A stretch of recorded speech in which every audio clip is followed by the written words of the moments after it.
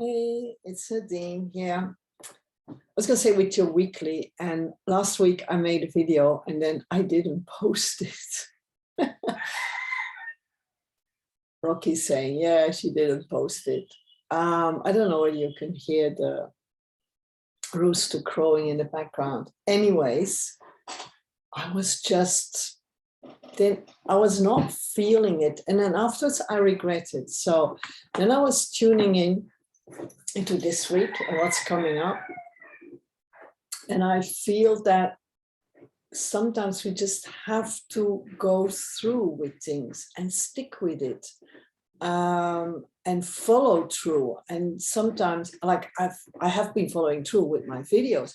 I do my weekly every single week. So last week, I finally ended up making it Friday morning, and I thought, oh, it's crap, not using it, because I was really not up for it. And I think it's because I've stepped into next level of vulnerability and saying more and more the things that I just, get through, that I download, instead of basing myself on the physical things. I had started using, cards and stuff. And I occasionally, when I'm a bit lost, I will pull a card to get me started, or to affirm what I already can see in my mind's eye.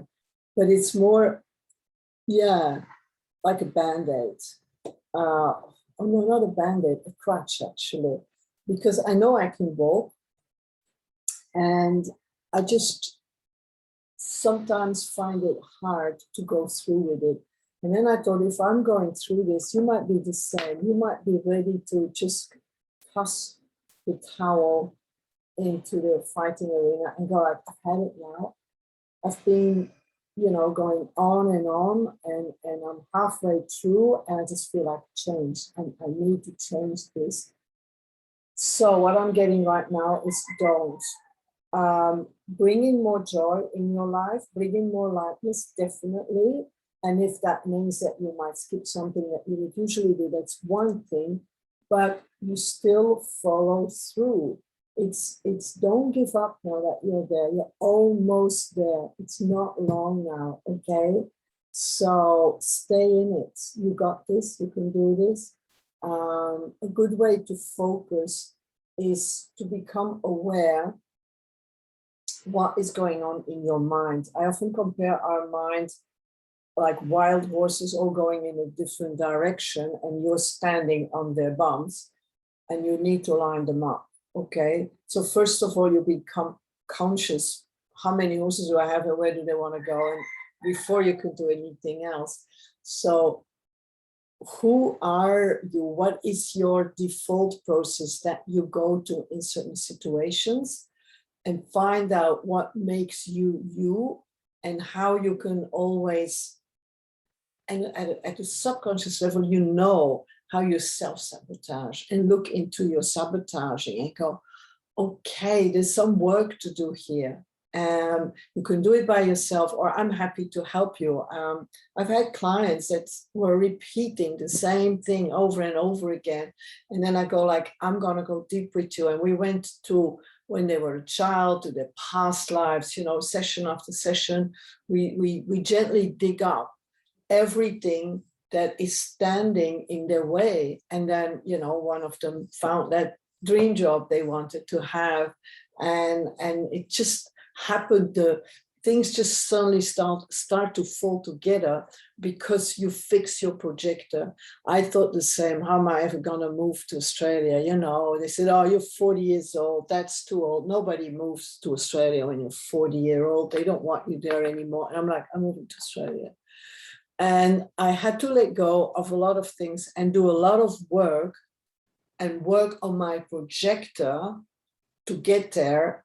And then, of course, to realize that I still had more work to do, because it was not just that was holding me back.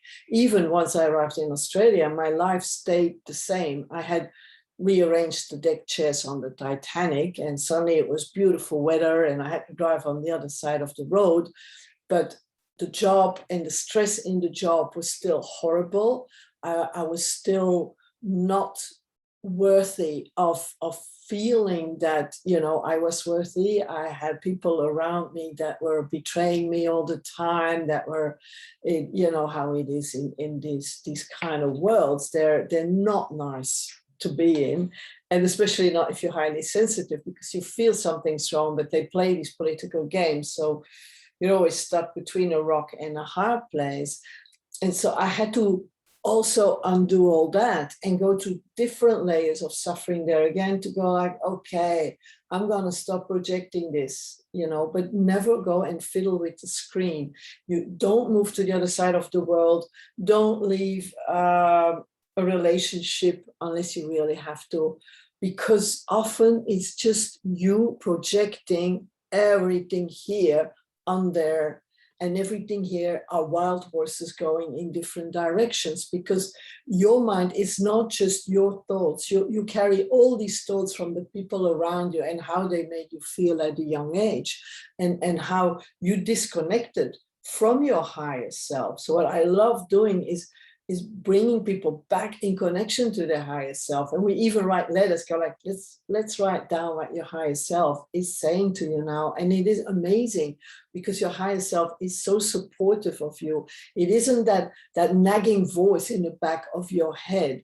The way you talk to yourself, if you would have a friend talking to you like that, you would not spend any time with them. You would say, no, thank you very much. I don't need any enemies, you know, with a friend like you. And you wouldn't spend time, but you do it to yourself constantly in your head, blah, blah, blah, blah, blah, blah, blah, blah, blah, blah, that negative self-talk. And when you raise your awareness by training your spiritual muscle, you can start changing your life for the better. You can realize, okay, this is what I need to focus on. This is where I need to follow through, because your ego will always try to pull you back into the known. The devil, it knows, because that feels safe. It doesn't like the tension that you get when you step into the unknown, because that's where the alchemy happens. That's where you create. Your ego goes like, no, let's stay here. So it will start playing out, and it will start, are you sure you want to go? And it will be very insidious. And you think, no, I better not do that. I better don't go there, you know. And this is a time more than ever to focus and not change halfway, and to tell your ego to shut up, to not keep telling you these negative thoughts. You go, I am going to focus on what I want and not what I don't want. Okay, that's it. I'm getting off my soapbox for now. I hope you're having a lovely week, and we talk soon. Bye for now. Hello.